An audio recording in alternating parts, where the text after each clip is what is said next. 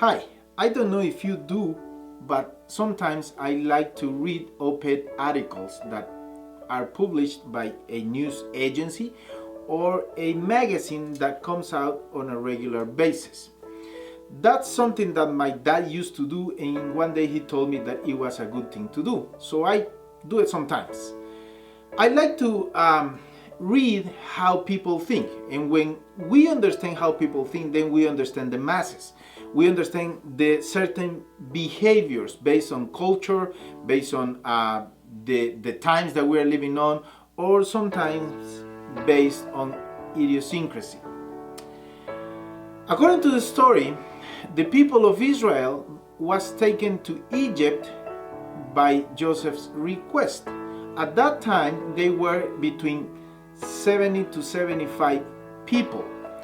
And after 200 years, they multiplied to the point that the Egyptians started to fear the moment when they could rebel against them. Many times, people is carried away by a leader or what the other people say without being informed of what they have to do. But we as Christians are called to make decisions based on the Word of God and not in the will of other people.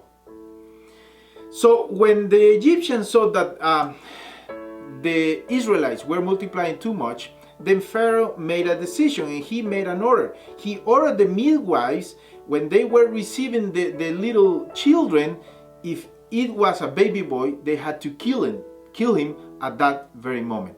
So the midwives, they didn't do it because they feared God.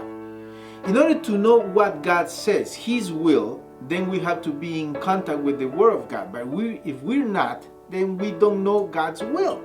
So the midwives knew what God's will was. So they followed God because they feared God. So I ask you today, when there is an authority, a human authority, and there's God's will, what do you do?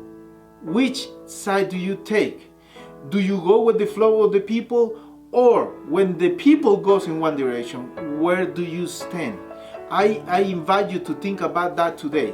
Where your loyalty is leaning on. And if it is on God, I hope you take the side of God and His will. Fear God and no one else. See you tomorrow.